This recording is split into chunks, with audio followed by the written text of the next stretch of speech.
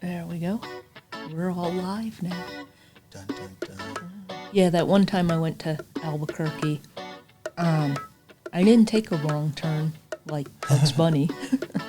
But I went with some folks I knew in college and stayed at their parents' house, and we weren't allowed to go anywhere because Albuquerque's not safe. That's what I've heard. And I've never made it out that direction. So I went to Santa Fe, usually down to Roswell to go see my friends. So Okay. I kind of avoid that area altogether. well, this was 1989, so it would have been 90 spring break. And I hated it because I'm like, okay, I just traveled all these miles to somebody else's place.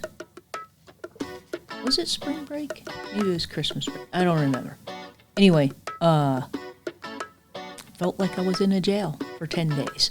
And their house was like all neat and immaculate.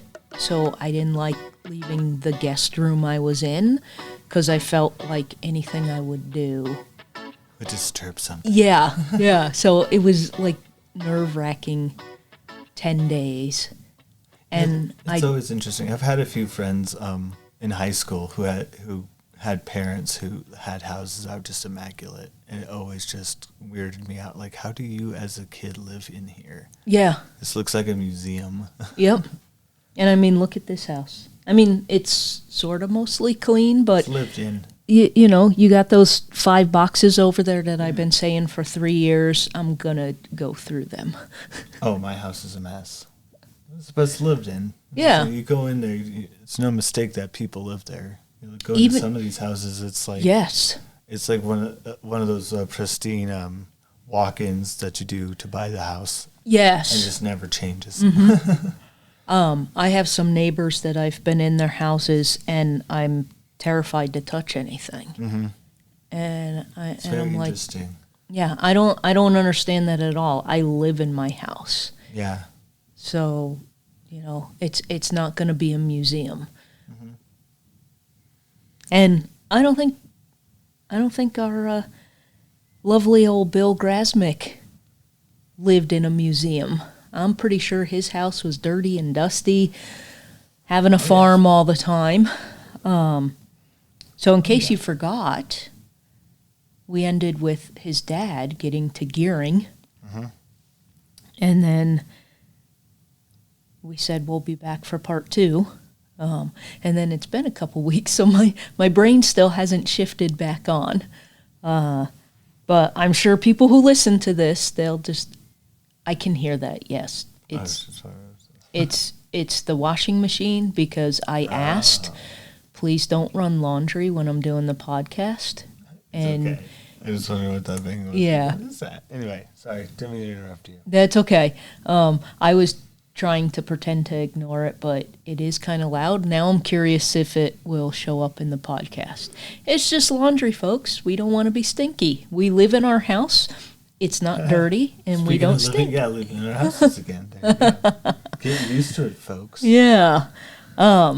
So Bill's dad had just arrived in Gearing, went and lived with some folks, and they were all jammed together in this little tiny house.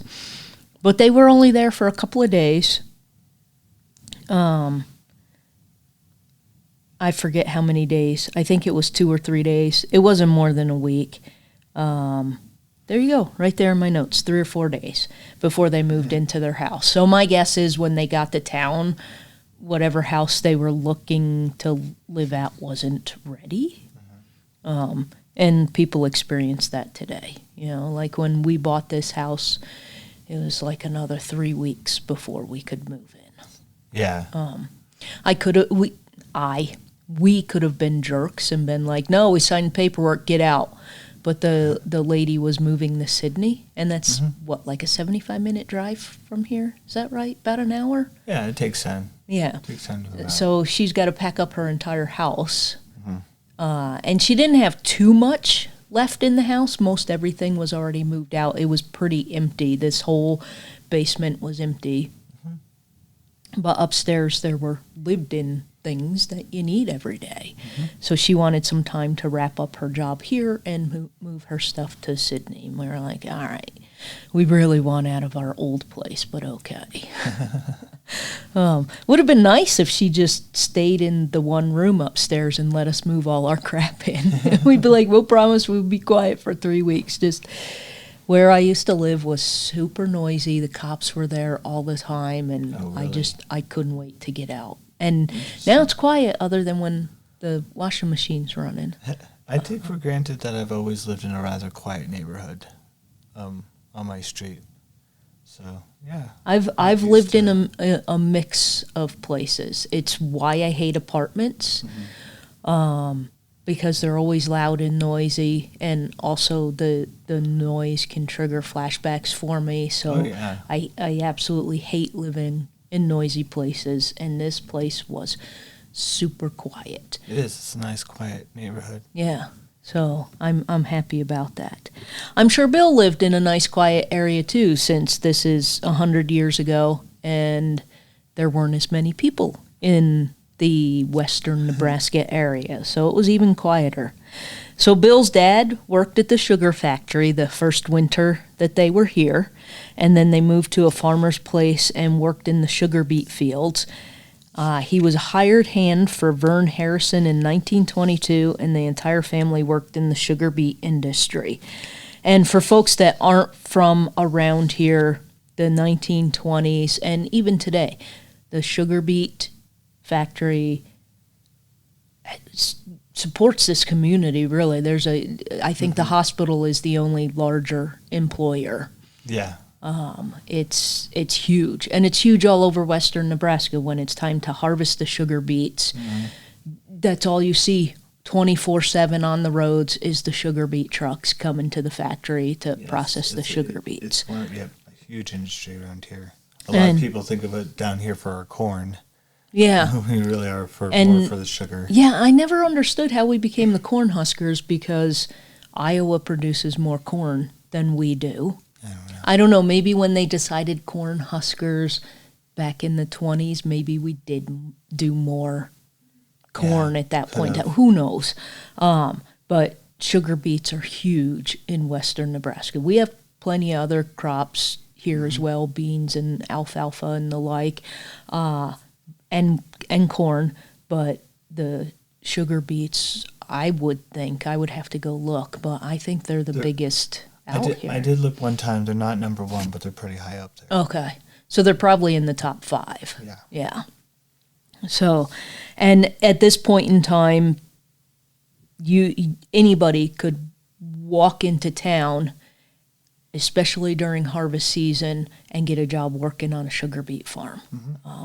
Even today, there's still constantly never have enough workers, because it's just such a huge job.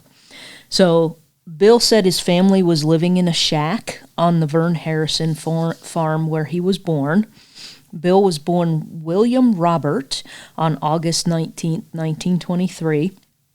He said his mom would tell him how terrible those living conditions were because of the heat, the flies, and the constant smell of cattle pens right next to their shack.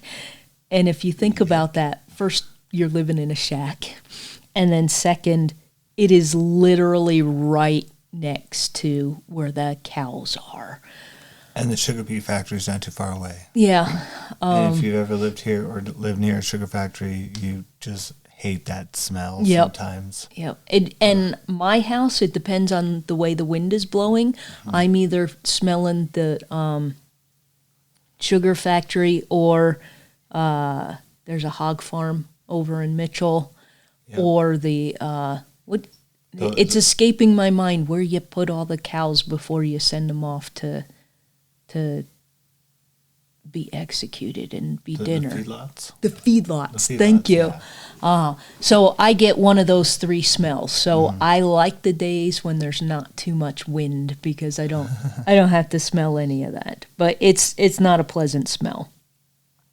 Sometime later, Bill's father started farming for himself, and Bill's earliest recollection of that work was at age 4 in 1927. Dude, I have some memories of when I was 4. I was not working on a farm. So I'm going to read from Bill's memoir again about him at age 4.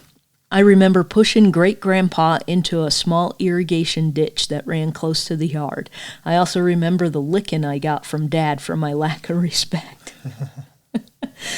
When I was about 4.5 years old, my oldest brother, Ted, married Lita Lear. They lived on the farm with us for several years. I recall that ballin' baby Jim, who I was told to watch while Ted and Lita were in the beet fields.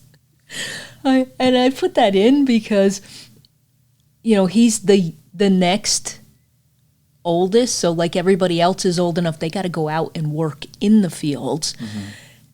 And he's 4, and he's apparently old enough to look after a baby, and that's all he remembers is that, so Jim is his nephew, and all he remembers is that ballin' baby. And when I read that, I just thought back to my babysitting days, and I was like, oh my God, yeah, dude, I feel you. I hate bawling babies. So when my sister Esther, who was about 16, when my sister Esther was about 16, she took the family car, a 1926 Dodge, to town. On coming home, she misjudged the garage and ran the car through the far end. I steered clear of Dad for several days. He was pretty mad. Understandably. Yeah. My mom's boyfriend's middle son backed his car into the side of our porch and collapsed that side of the porch. No. And I was in my room, which was on the other side of that porch. And when it happened, I went outside and I was just like, I'm 10 years old and I'm thinking, oh shit. I went inside, got my jacket, got my bike, and left because I was not going to be anywhere near that. And they did manage to fix it, but yeah, he was in a lot of trouble. And I imagine Esther got into a lot of trouble because this is the garage and you drove out the back end of it. It's not just a porch where we just had to get more stones and rebuild that edge and it was okay. That's true. When Bill was 6 years old, his mother told him it was time to start school. On his first day of school, he met and befriended Ed Wiedemann. They became friends from the start because they both spoke German. Bill learned the language from his mom because he had been with her all day and German was spoken at home along with English. And this just kind of reminded me of a friend I had in high school. We were both drummers, and his parents were Italian immigrants, and they never learned English, and they only spoke Italian at home. So I will never forget Amadeo Bruni, because how much more of an Italian name can you get than that? And by the time, I was a junior in high school when he was a freshman, he was fluent in Italian and English because they only spoke Italian at home. And I've always thought that was kind of cool that, here I am taking French in high school and struggling, and he's already fluent in 2 languages. Yeah, I had an exchange student program, and a student that came to my house I don't know how long it was, but he was fluent in German, so he would always speak to his mom in German, which I thought was pretty cool. Yeah. And I've always thought the Dutch way of doing things, when you go to school, you learn English with Dutch. And I always thought that was a great way to do it. And then I read a study in the early 2000s that actually said the best time to learn a new language is when you're that little, because your brain absorbs all of that easier. And absolutely. I thought about my struggles in French. I did fairly well. I got B pluses and A minuses, so I always got somewhere around a 90 out of 100 in the written and the oral. But it was really hard, I didn't start till I was 14. So we really need to change the system. Start it when you're 5 or 6. I think they're getting better, at least around here, a bit more with Spanish anyway. I've noticed they're trying to push that younger and younger, which I think is a good thing. Yeah. Especially around here. Yeah. So. It's, like I said, if I had known 1984 New York that Spanish would have been more beneficial, I would have taken Spanish than French, because Spanish would help me so much where I live now. Yep. And I can count to 10 and I can go, hola, you know, and I can say, gracias, you know, that's about it. Yep. That's not very helpful at all. I would love to be able to have conversations with people. I interviewed a lady here who was a immigrant seeking asylum several years ago, and a friend of mine who's from Ecuador came and translated for me. And this lady who was seeking asylum, she could understand my questions in English, but she couldn't answer in English. She wasn't that good at English yet.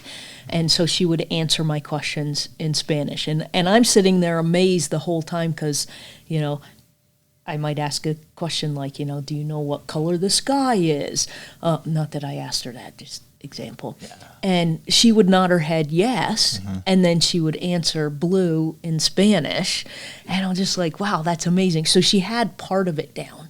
She could understand it. She just couldn't really speak real well. It was very, very broken English, so it was just easier to do that. And eventually she got it all and is fluent in both languages. But at the time, she had only been here 6 or 7 months, and you can't really expect someone to be fluent in 6 or 7 months. No. I'm saying 2 years because my friends in the Netherlands I have a friend from Tanzania who moved there, and the government paid, I assume they still pay, for immigrants to take Dutch classes. And you have 2 years to become fluent in Dutch. So apparently you're fluent enough that you can communicate and do things on your own in 2 years. But she also had classes every day, so... And she was very motivated and already spoke 4 languages, so it's not like it was that hard for her to pick up another one.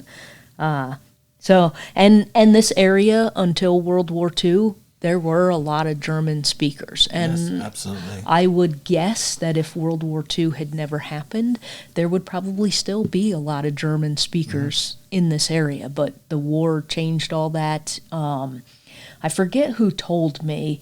Someone, when I was working at the paper, one of the older folks that was already in their late 60s, early 70s, that they knew someone at the sugar factory. It was like their brother or something.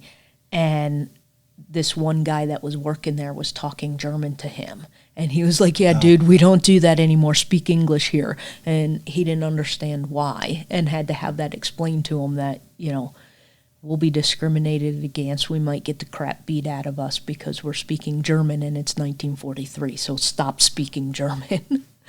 Yeah, it's a big problem. Yeah. Absolutely.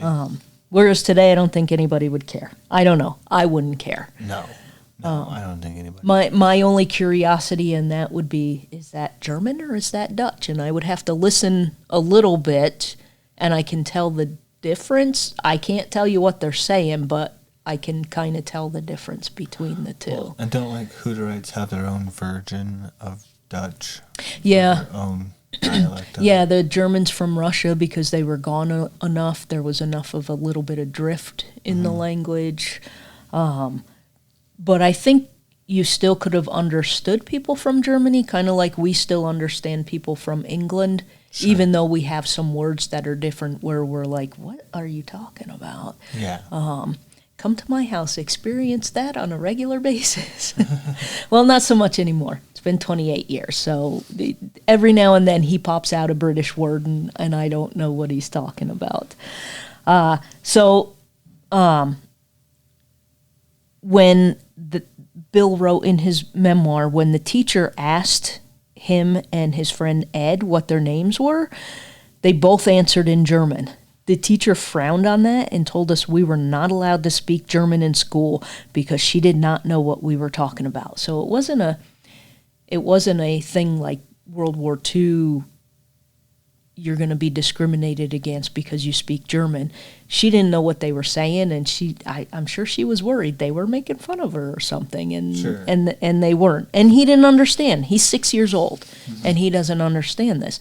So he goes home and tells his mom what happened, and his mom was actually pretty cool about it. When I read in his memoir where he went home to tell his mom about it, I thought, oh no.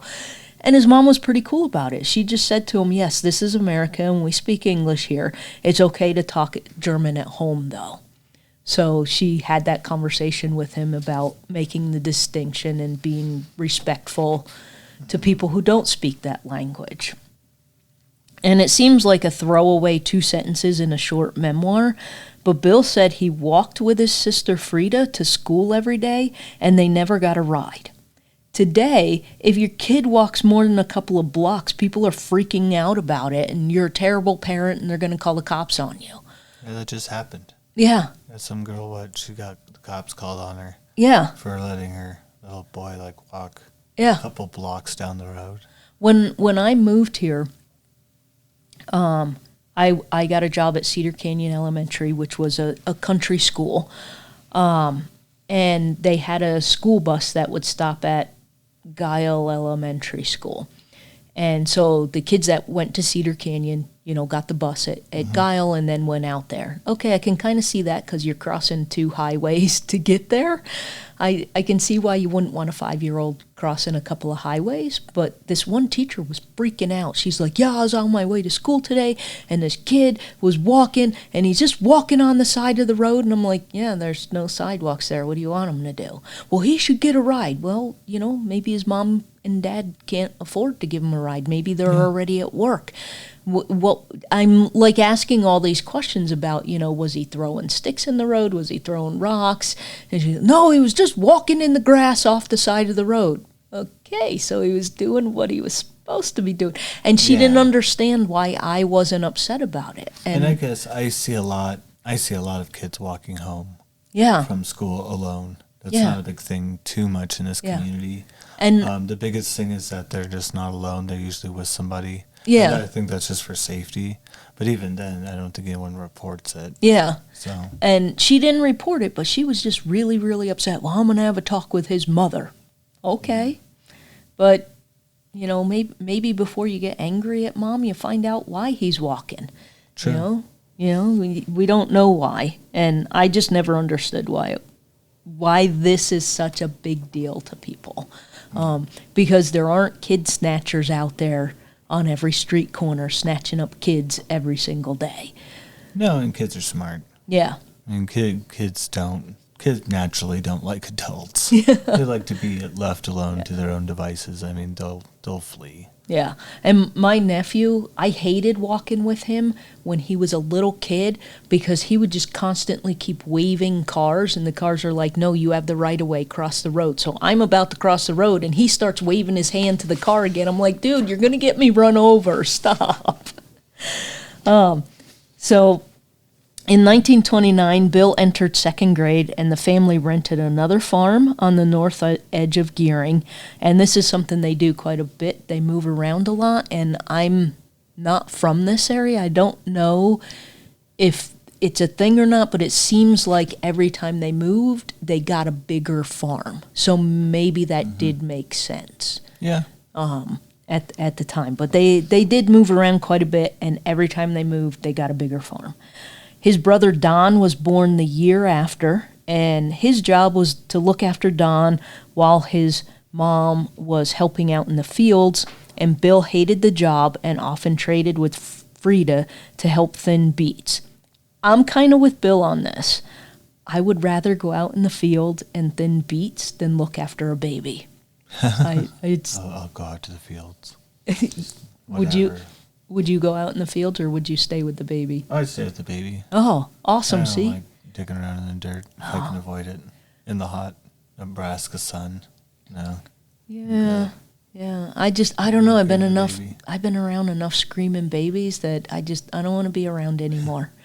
But then again, I'm not, 10 or 12. Maybe if I was 10 or 12 again, I would pick the baby. I don't know. Yeah, definitely 10 or 12, pick the baby. Yeah. And maybe okay with that. And maybe Frida readily did that because she was a few years older. So she's already had several years in the field. So she's probably going, yeah, I'll go inside with the baby.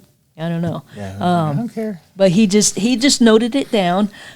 2 years later, his father rented a bigger farm, which was twice as big as the one they were on. It was big, but everyone in the family helped, so it was manageable. So it wasn't like he was taking on more work than he could handle. The new place was about 8 miles southwest of Gearing in the Carter Canyon area. Bill mentioned in his memoir that the kids in the county school were rough, but he learned how to fit in. So every time they're moving, he's got to switch schools. Mm-hmm. And he just found the kids in the country school to be a bit more rough. And he had to learn how to fit in with them. Yeah, having grown up in a country school, they are a bit more rougher, but they're a bit more close. It's because a lot of them are closer together. Like before I showed up, and I showed up in the 3rd grade to the 8th grade. The whole 5 kids before me were together since kindergarten, so they were pretty tight. Yeah. And then I came in, but then by the time I was in 7th grade, we had all been together for so long that anybody else that came in was like, like, I don't know if I like you. Okay. So. And I just grew up in bigger schools, and if you're an outsider, you're forever an outsider. I think my graduating class was 13-ish, 14-ish. It wasn't that many people. And like I said, we all knew each other for so long. No one even dated each other. We were almost like brothers and sisters that just constantly got annoyed by each other. And then hung out and made up and then constantly got annoyed by each other. But yeah. Okay. It was just one of those things. Yeah, I did not have that experience in high school. There were 360 kids in my class and around 1,200 in the high school. That high school now has about 2,500 kids. Yeah, well, this is my elementary, so up till 8th grade. And when I got from 9th grade to 12th, I went to the high school. Even that high school wasn't terribly big, but it was much, much larger. And you had much different social cliques there that you would normally expect. I'm trying to think, because my elementary was K through 6. So let's see, I remember 6th grade, we had 4 6th grade classrooms, and there were between 30 and 35 in each classroom. So at least 120 kids per grade. Yeah, that's a lot of kids. I remember when I moved to Western Nebraska, and they're like, yeah, my graduating class was 3. And I'm like, 3? Yeah. I think ours was elementary, like 13 something. Yeah. Wasn't that big. And I know there were country schools in New York. It's just where I grew up, that they weren't a thing where I grew up. Mm-hmm. It was just, 90 minutes north of New York City, so you're sort of city but not city, and it's not like up in Herkimer, if you look at a map of New York State and you just put your fist in the middle of the state, very, very, very rural, and that's where you're going to get your smaller school districts. And And our county schools out here were for the farmers because you couldn't haul the kids all the way into town. Yep. And most of the time, the county kids got a break. At least back before my time, they would usually get out early for beet harvest. Mm-hmm. Before the law kind of stepped in and it's like, no, you kind of have to focus on their education more than your harvest. Yeah. But before that became a big thing, you'd only work for half a day, if that. Okay. Because you need to get out by the afternoon, have your lunch, and then go out to the field and help. Okay. So that was very, very common. Okay. Yeah, see, and that's just a foreign concept to me. Yep. Yeah, wow. So even out here, they still walk to school. And I feel Bill there. I had to walk to school as well. K through 12, I walked to and from school. It was not uncommon. Bill remembers Steve Sugano would sometimes pick him up in his truck, and Steve was 14. That was something I also had to get used to when I moved here, the concept of a kid driving a car at 14 to school. Yes, that was something that was, I think I got my learner's permit at a pretty young age. Yeah. But yeah, and I could have gotten one at 14. I just didn't have a car, but I could have. Okay. You could also you could still to this day, I believe, get a farm permit at 14. Okay. To drive a tractor to help out on the farm. I went at 16, got my learner's permit. You had to go and take a test. And then there were a whole bunch of other requirements before you could try and get your license. And my mom wouldn't let me drive her car because it was the only car we had. And if I wrecked it, we have no car now for her to go to work. And work was like 7 miles away. We had no car for groceries. Like we needed that car. So I could not drive it. I did not learn how to drive. I didn't get my license till I was 20 years old in Lincoln, Nebraska. And I actually got it 2 days before my birthday. So I got my license on July 3rd, and they were very kind and made me promise not to go partying for 2 days. But they gave me that, what is it, the red background or the blue background when you're over 21 here? I don't remember. I think it's blue. Whatever. If you're under 21, you get the different color background on your license. And I would have vertical, not horizontal. Oh, they didn't have that then. Oh, okay. Now it's easier to tell because if you're under 21, it's vertical. Yeah. But at the time, it was just the back of your picture was different, a red versus a blue background. And if he had given me the under 21 one, I would be stuck with that for 5 years. And since it was 2 days to my birthday and July 4th, they're not open, he was like, just don't tell anybody. I'm like, all right, cool, dude. I'm not saying nothing to anyone. So was very happy about that. But yeah, I was 20 before I got my license. And oddly enough, in Lincoln, Nebraska, because even with the bus system, it was still kind of hard to get around Lincoln because it's so big. Oh, yeah. And see, when we were kids, I lived in town, so I just shoveled by just a snow shovel. But when I was out with my friends out in the farms, it was their chore when their parents got away to bust out the trucks or the tractors to clear out the big roadways. That was just a chore they had to do. And we were doing this at 13, 14 easily. Yeah. And we were expected to do it. That's the thing. Yeah. So and to me that makes sense. Like if you live in Gearing and you're going to Gearing schools, I don't think you should have a license at 14. But if you live in Gearing rural area on a farm, you absolutely need to know how that equipment works. And I'm okay with the license at 14 for that. But if you live 4 blocks from the school, you don't need a license. You can wait a little bit. And in towns like Harrison, where my husband's from, it certainly helps to have all hands on deck during certain situations. Yes. Whereas many kids can drive. Yeah. Just go for it because they can help. Yep. Harrison absolutely makes sense. I know when I've been up there, like I didn't even pay attention to road signs because the signs up there literally have the family names, and the sign is a big old wooden arrow with the family name etched into it and how many miles down that road is that farm.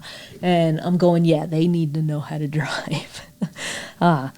So I want to read a little bit from Bill because it makes me think of a few things from when I was a kid and how much things don't change. So the Dietrich family lived about a quarter of a mile farther down the road, and we usually waited for them to come past our place.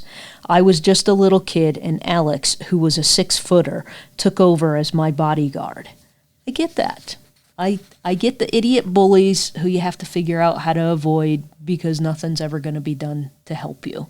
So he figures out, this other kid, Alex, who's really tall that can kind of help protect them. And, this other family, the kids probably terrorized them because they literally waited every day till those kids went by. So that he could go and, get to school without being hassled. Bill writes fondly of his time living in the Carter Canyon area, though. Lunchbox and pie socials were held at the schoolhouse. Dad said I was too young to attend, but Bertha, John, and Lily were allowed to go. Bertha met Roy Stott, a ranch hand and a really nice guy, at the social, and they eventually got married. John met Aletha Johnson, my teacher, and they eventually married also. I thought I had it made when this happened, but to my dismay, she relentlessly was on my case. I sort of resented this, but I kept trying harder. And I could totally see that. Oh, my big brother married my teacher. I'm going to be able to skate through school, and instead it's like a nightmare. Yep. That's what happens, dude.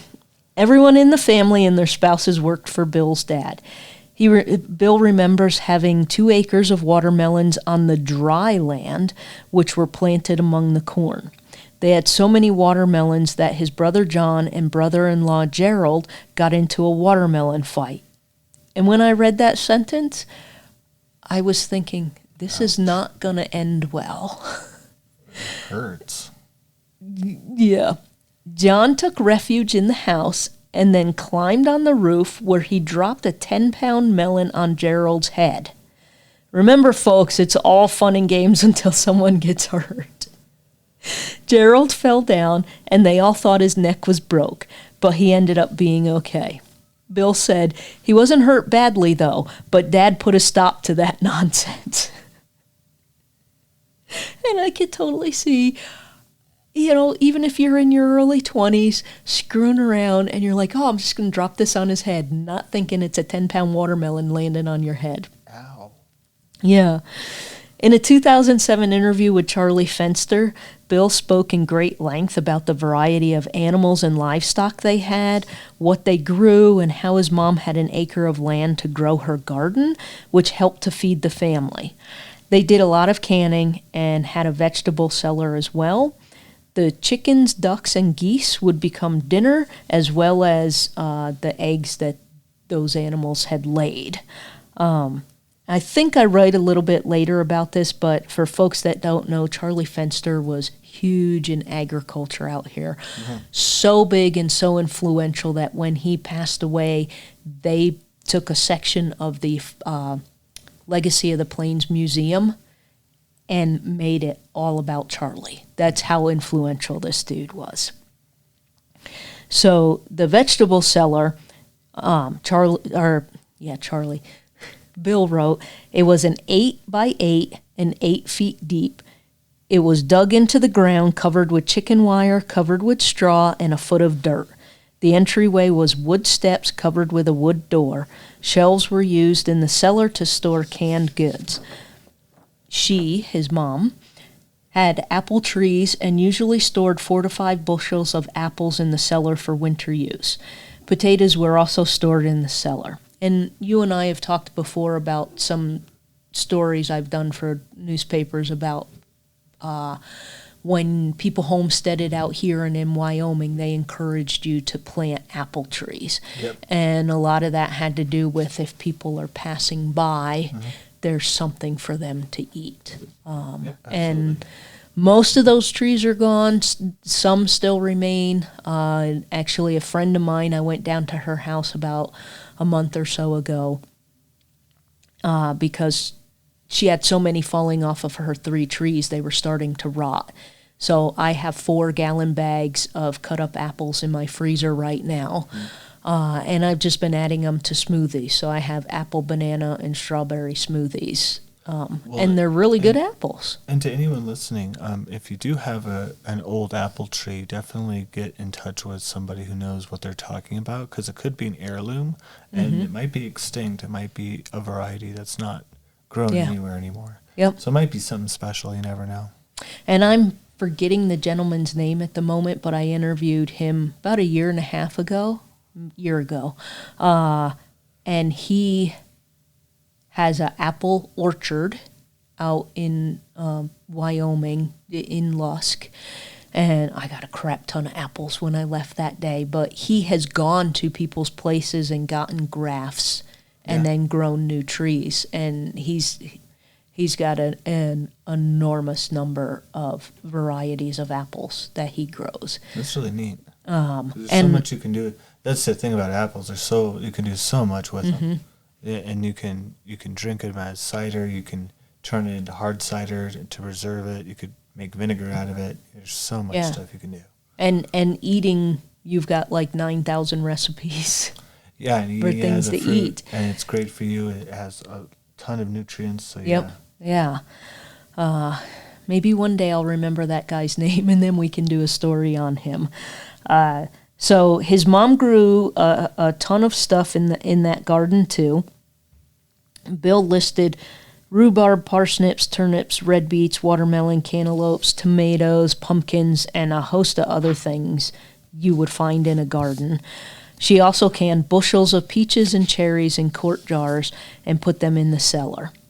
Since Charlie Fenster was a well-known ag guy, his interview with Bill centered heavily on what they farmed, where, how much they made. He also explained in detail weeding and thinning the crops. And if you've never farmed, it would probably be a little confusing for you to figure everything out, but it's also a really fascinating look into a life that doesn't really exist anymore, not in the way that Bill grew up with, because people just go to the store to get what they need. They don't have to do this anymore. I go to the store and buy canned green beans, but I also learned from my grandma that if you don't can your green beans right, you can poison them, and then when you eat them, you die. Yes. So she never canned the green beans. We always ate them fresh and then just didn't have beans all winter. But we did can vegetables. But today, I buy all my veg frozen and canned because I can, and I don't have to go through that effort. And in some ways, it's becoming a lost art. I still could can my vegetables if I needed to. So we still do. You know what brought back canning? It was COVID. COVID, yeah. It was COVID. COVID brought canning became so popular. During COVID that they didn't have jars. Yeah. At the WalMarts to sell. Yeah, I had somebody. For a while. Someone knew that I had canned pickles. One year we had so many cucumbers. I called my mom and I said, I want your bread and butter recipe. And she's like, okay, when? And I go, now? And she goes, why? And I go, I've got like 50 cucumbers on the kitchen table right now. So I went out and I bought a bunch of ball jars. And then that's the only time I've canned pickles. Because then I learned, Paul and I coordinated after that, because it was my job had cucumbers, his job had cucumbers. So we brought home what we would be able to eat, and then we had twice that amount. And I was like, oh, yeah. And I love cucumbers, but they don't freeze well. You know, you kind of, don't. Yeah. You can really only pickle them. That's about it. Yeah. So I had those dozen jars, and a friend of mine during COVID called, and she's moved back to Lincoln now, and she has all my old canning jars. But during COVID, she called and was like, do you still have them? So I left them out on my front steps for her, and she came and got them, and I don't know what she canned, but she canned tons of stuff. Yeah, my grandma and my mom still do canned stuff to this day. Oh, nice. Which I love. They can everything, all sorts of stuff. But they've done that ever since I was a kid. Yeah, and when you do it your whole life, it's kind of hard to stop doing it. Yeah, especially when you have room for the garden. And my grandma and my mom and me and my husband, we all love to garden. So we love I have to vegetables. I have to make a list this year and ask your mom how much she's going to charge me to grow my vegetables. She has the land. And she didn't. We do need to utilize it a bit more. Last year she didn't. She just kept coming to my house with fresh vegetables. Okay, how much do you want, Kim? Nothing, just eat them. Okay, I want to give you some money for it, but she wouldn't let me. And I learned through you that she just absolutely loves doing it. And she does. She loves doing it. She loves providing for the family. And usually when she's giving it out, it's just because she has too much herself. Yeah. So and we've already. She'll give us our fill, and then everyone else their fill. So you're like, yeah, I'm done. No more tomatoes. We have to say, okay, give it to Irene, because we're done. We're done. I'm down in the pecking order, but I still get pecked. But not forgotten. Not forgotten. Oh, and I still got a lot of cucumbers from her. Yeah, we had a good harvest this year. We did. We had a good amount of corn. We had a good amount of tomatoes. And I would have taken more corn. But my husband hates corn on the cob, and the other person who lives with us likes corn, but not on the cob. So let's cut it off. So when your mom was like, "How many can you take?" I'm like, "Don't bring more than a dozen, because I'm going to be eating most of this." That's what we used to do when I was a kid. My uncle lived in Alliance. He worked at the feedlot, and he would go and find some local corn farmers that had sweet corn, because usually everybody would have a little bit of sweet corn next to their feed corn. And for those who don't know the difference, you can't eat feed corn. It's like practically inedible. It's the grossest stuff you'll ever eat. So if you don't know what to look for, you'll jokes on you. So, but we knew where to find the sweet corn. So we were allowed to pick a whole pickup truck full. So we would pyramid it up to the very top. Okay. I can't tell you how much corn. And we'd haul it back to my uncle's, and we'd spend 2 days, 3 days at least, shucking and freezing and decobbing, whatever you call it, the corns. Peeling it. I don't know. Yeah. Whatever. Oh yeah, we do that. We'd freeze it, we'd can it, we'd store it every single way. We did that almost every summer for a while. We did that when I was a little kid when we canned the corn. We had to cut it off the cob. And then when I had braces, I couldn't eat corn on the cob. So I had to literally cut it off before I could eat my corn for dinner. Oh yeah, and we make cream corn out of it, and we'd use it for soups, and yeah, it was wonderful. Yeah.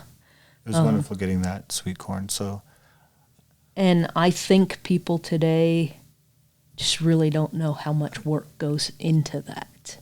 Yeah. It's a lot of work. And it's very easy. It's easy to set up a failure because of the hail. So you can do all that work and then halfway through the year have it all destroyed. Yeah. And it's devastating when that happens. I don't know if I could deal with that as a farmer.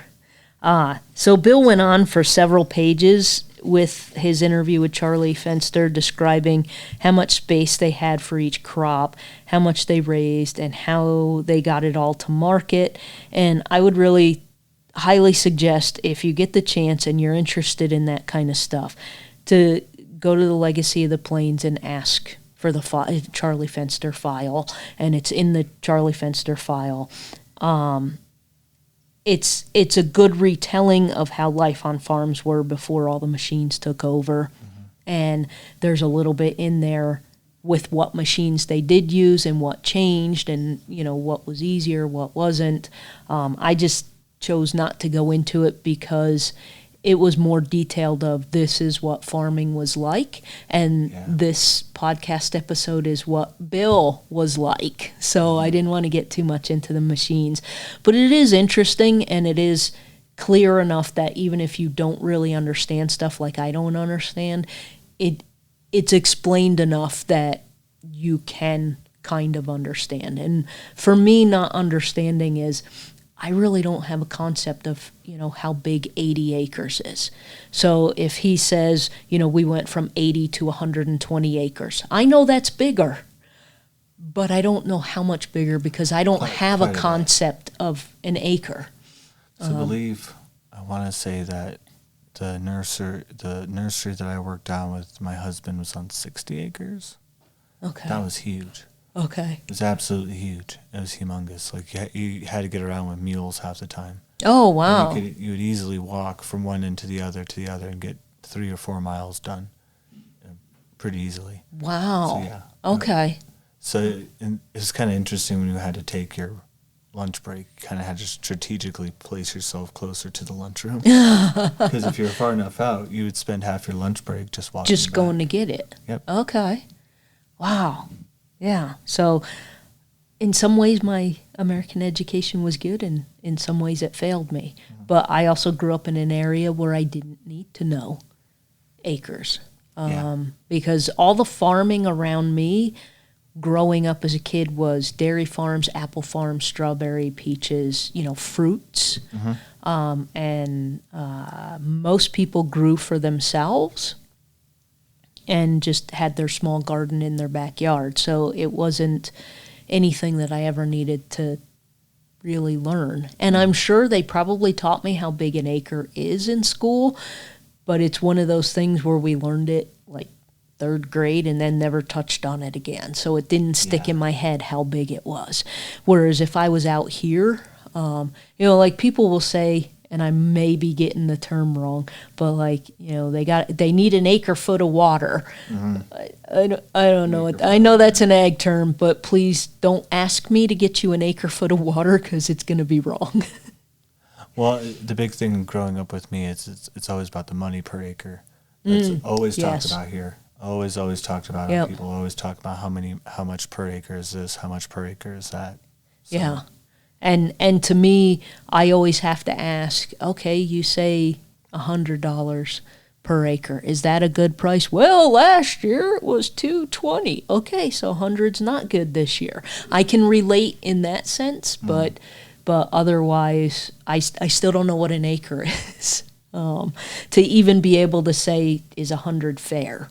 You know, I just don't know. And that solely has to do with where I grew up, and it wasn't an issue where I grew up, so I didn't learn it. Whereas I can get you around New York City all day long just looking at a map. We need to go from here to here, and we'll go. And I know people from here that have gone to New York City and struggle with the subway system. yeah, exactly. And it's just a matter of where you grow up and what you learned and what was important for you to survive there. And if I was a farmer out here, I would have learned all this stuff already, but I'm not, so I haven't. So in the early 1930s, there were bad dust storms and drought.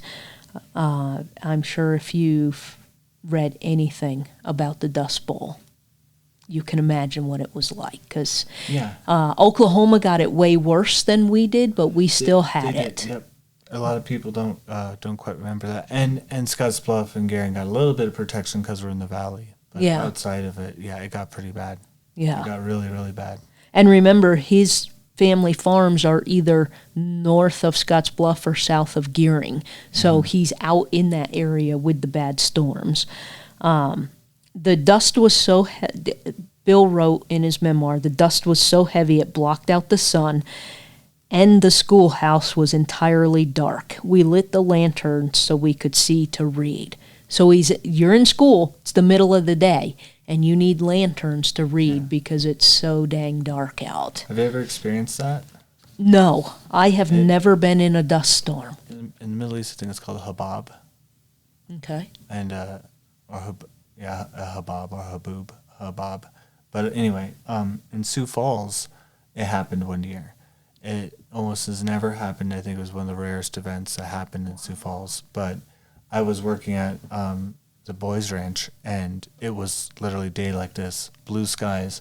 And within, I want to say, an hour, it came down, and it was so black you couldn't see the lights on the far side, because the lights would pitch on because it was dark.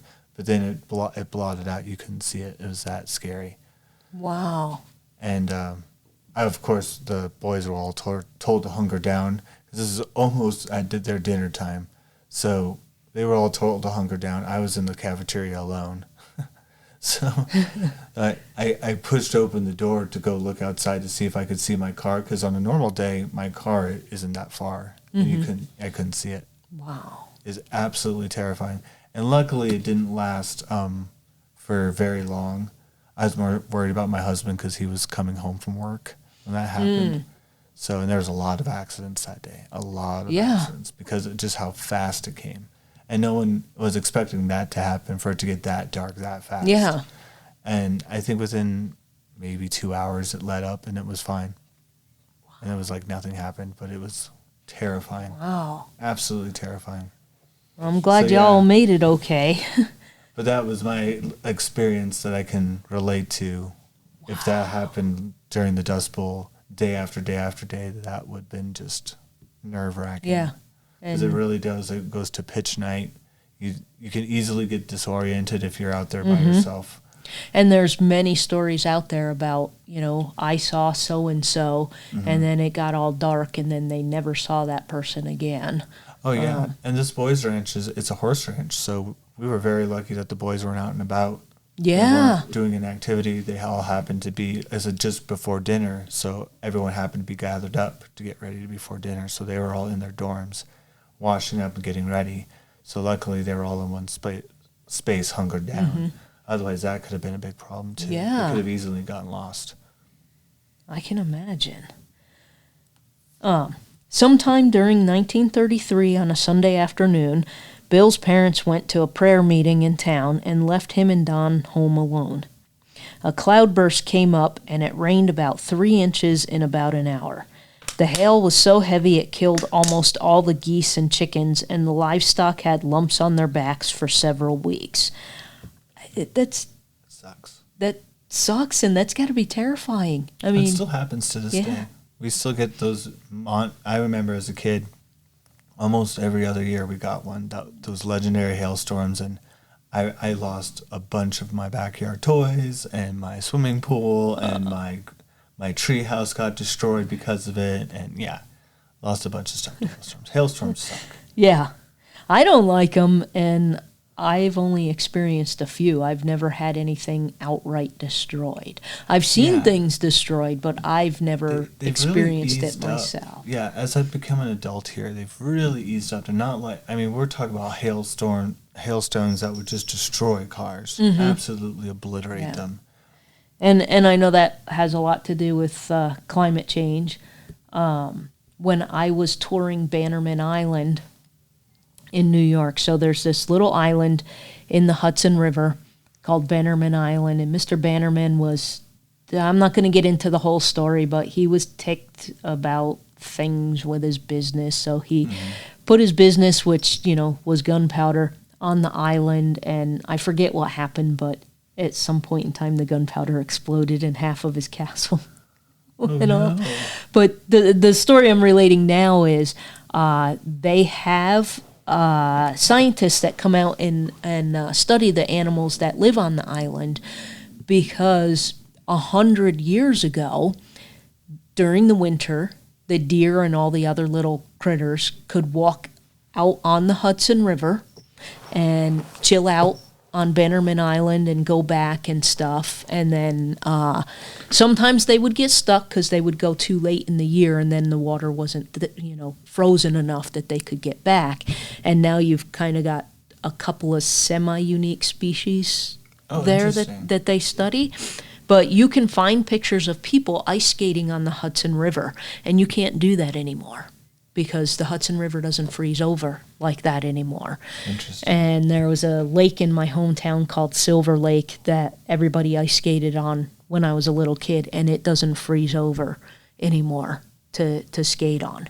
Yeah. You might get some frozen water to about 20 feet out in the lake, but you can't skate in 20 feet. And it's still not deep enough where you could safely skate on it anyway. And I wonder how Minneapolis is doing, because, Land of a Thousand Lakes, they had tons and tons of ice skating up there. I wonder how. I haven't been up there during the deep winter for a while. Last time I was up there, Minnehaha was still well frozen, so I thought it was still good. And they might be able to survive a bit longer than those of us in the lower latitudes. Yeah, they are a bit further north. But, for how long? Because the tundra is, thawing. So yeah, it is December 15th, and it is freezing. Yeah. But and no snow. We haven't had any snow. Yeah. We had that one morning where there was a dusting, and you could still see more grass than snow. Yep. And no snow. And that was pretty disappointing, but it's not uncommon for around here. We usually get some snow revenge later on in the year. Yeah, like January, February. Yeah. That's a good way to put it, snow revenge. The revenge of snow. So during this storm, the main irrigation ditch broke near Bill's family's farm, and water is gushing into the yard, destroying the topsoil. So that's not good either. There was about 3 feet of water, and it broke into the basement and broke the basement windows out, and then went into the basement. And the house, and filled the basement with water. Sorry, Erin is down here attacking my feet, and it's just enough claws to hurt my feet. Like, I couldn't even get through one sentence, and it was 5 swats at my feet. So Bill writes in his memoir, Don and I took refuge upstairs and saw some hogs and cattle swimming away. When the folks didn't come home by 4:30 or so, we were really worried what had happened. what happened was that the bridge over the large drainage ditch had washed out. The folks couldn't get home that way and had to go around Scotts Bluff to Steegle and then come over Robideau Pass to get home. It was about 7 o'clock by the time they got home.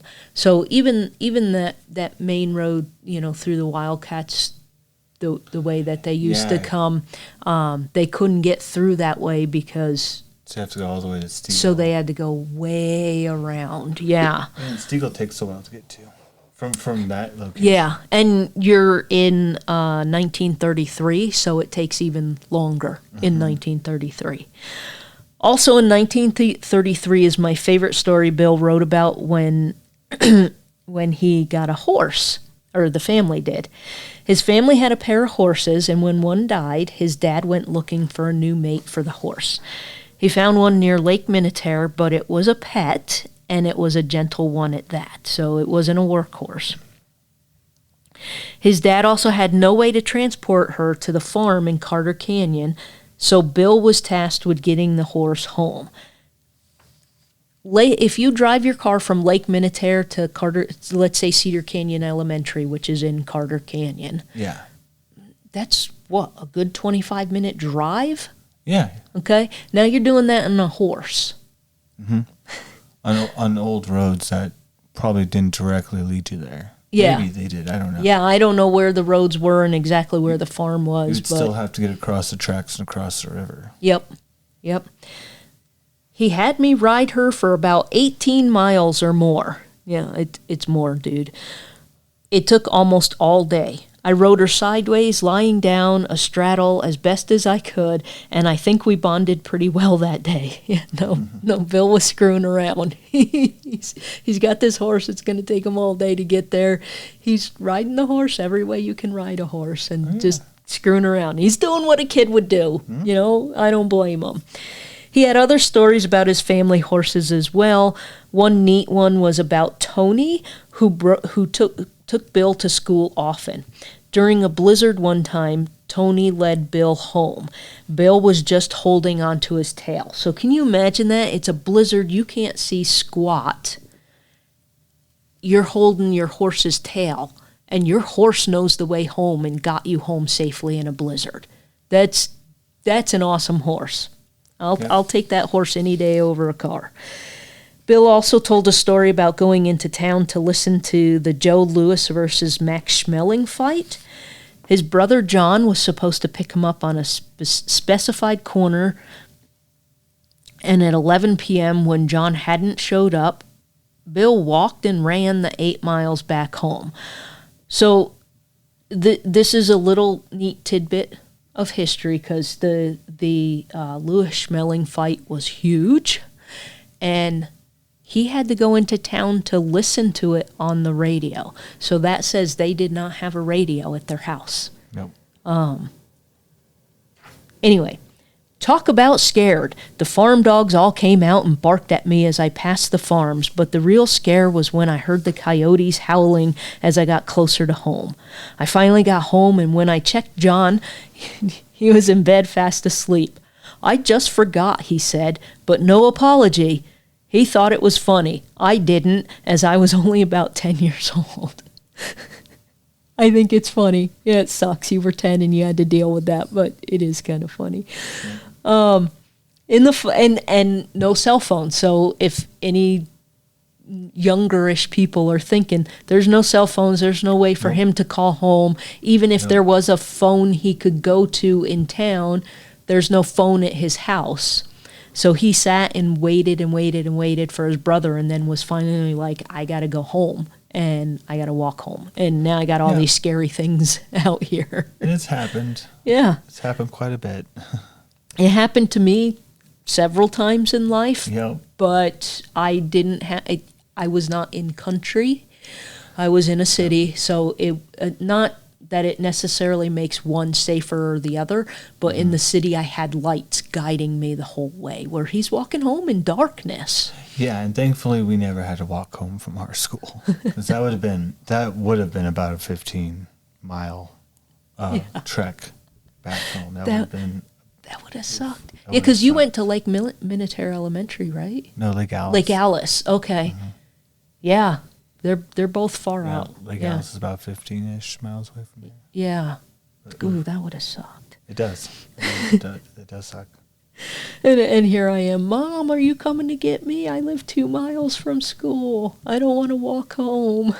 Well, by the time I got to high school, I walked home all the time. I I wasn't too far, though. I walked all the time. There were days I didn't want to, just because it was too cold or it was raining. But Yeah, and that happened to me, too. you have to. You know, how else are you going to get home? There were a couple of times where, I mean, thunderstorm isn't even a good word for the deluge of water that was coming down. And my grandma lived about a quarter of a mile from the high school. So there were a couple of times I walked to Graham's house, and then when the rain stopped, depending on what Graham was doing, she might give me a ride across town home, but most often I then had to walk home. It just wasn't raining anymore. But at least I had someplace I could go to shelter. In the fall of 1936, Bill's father rented the sugar factory farm on the edge of Gearing. Again, a bigger farm than the last one. Bill remembers always having to get up early to milk the cows and having to come home right after school so he could milk them again. His parents, however, told him he could participate in as many school activities as he wanted as long as they didn't interfere with the milking. So he did find a way to do that, but he didn't really list, what kinds of things he was doing. It was just, that was his chore. That had to come first. So while the stories are fun to tell, Bill also said the early 30s were tough times. He had to take homemade bread and garlic sausage in his lunch every day, which even if you like those things, that gets old very quickly. One Saturday, his dad took 6 hogs to the sale barn. On Sunday, he went to pick up the check. It was for $1.20 for all 6 hogs. Oh. His dad simply endorsed the check and gave it to the church. I'm not sure how much $1.20 for. I mean, you divide 6 into $1.20. That's 60 cents for a hog, which is, I'm imagining, nothing. It is nothing. And so his dad just signed the check over to the church and was like, here's $1.20. Yeah, that's pretty sad. In 1940, Bill's dad rented an 80-acre farm 4.5 miles north of Scotts Bluff, while his little brother went to the Victory Hill School and then Scotts Bluff High School. Bill remained in Gearing and graduated from there.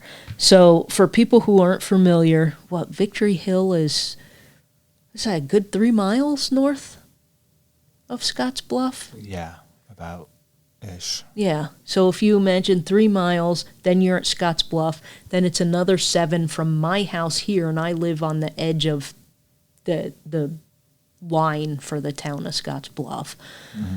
It's about 7 miles to Gearing High School. Yeah, so across the river. Yeah. So he's still going to Gearing High School, and he's got to figure out his own way to get there. Yep. Then after he graduated high school, Bill attended the University of Nebraska Ag College for 2 years, and I'm not sure if he went to Lincoln or if it was something out here. That wasn't totally clear in his memoir. There is an ag college out here. Yeah, so it might have been that. I just don't know if it was out here in the 40s. And then he helped his dad on the farm for 2 years and then enlisted in the Navy on September 22nd, 1944, to do what I could to help the war effort. He was discharged on July 26, 1946. I didn't go looking into where he went and what he did, but my guess is Navy, maybe the Pacific. By 46 it was done, so yeah, he's probably got discharged because just like, yeah, dude, there's nothing else to do. Late. Yeah, September 44. You're at the end of the war. Yeah, you're at the end of the war. But he probably. So unless you wanted to go help redemocratize Japan or Germany, there was not much use for you. Yeah. But he even said it was to do what I could do to help the war effort. So even he acknowledged that, it was end of war times. So Bill's memoir also has short entries about his brothers and sisters and what they did in life. He helped his brother Ted at his bar in Minnetonka until Ted got sick of the smell of beer all the time and went back to farming. And with the exception of Don, who worked as a bookkeeper, his siblings all worked in farming. And he does go into detail about that. I just wanted to stay focused on Bill. And again, his little memoir is at the Legacy of the Plains. You can go and read it anytime. I took pictures of it so that I could come back and sit and write when I had time, because I didn't want to spend 6 hours at Legacy, because that's about how long it took me to go through his little memoir. But it is interesting, and if you want to, and if you're doing family history or something, it's there. If you're related to Bill somehow, the connections are there. I think his little memoir even has birth dates of his brothers and sisters. So when his father retired in 1946, he asked Bill if he wanted the farm. Bill told him if it had anything to do with beets, he wasn't interested. So see, he did get sick of the beets. He didn't like the babies, but he got sick of the beets as well. He married Arlene Hamburger in 1948 and held a variety of jobs in the area, such as a John Deere mechanic and a mechanic and boiler and refrigerator engineer at Swift & Company. After that company was sold, he was hired as the manager, but the job didn't really suit him. So in 1973, he went to work for the Heiner Company and International Harvester Company until he retired in 1987. After he retired, Bill continued to keep busy. He built and sold bent willow furniture as a hobby. And the last thing he wrote in his memoir was that he was the only living member of the original John Grasmick family. So those folks we started with all the way back in the 1700s, that he was the only living member of that family. Bill Grasmick, 88, died on Friday, November 25th, 2011 at home. He was surrounded by his family as he passed. I didn't know Bill.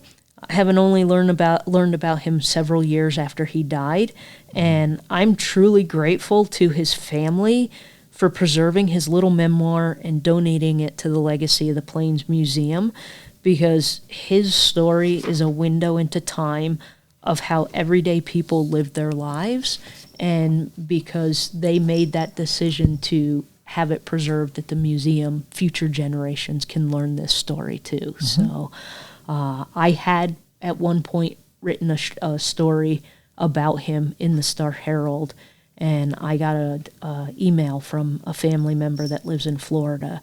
And it just, one of those times where it kind of hits you in the feels. They were like, we know we made the right decision by putting his stuff there, because you found it and now you're telling his story. And now I'm telling it again in much greater detail than the newspaper ever let me do, because it's my podcast and I can do it as long as I want. Yeah, exactly. So that's the story of Bill Grasmick. You can join us next time when we are going to talk about Scottsbluff County's first murder.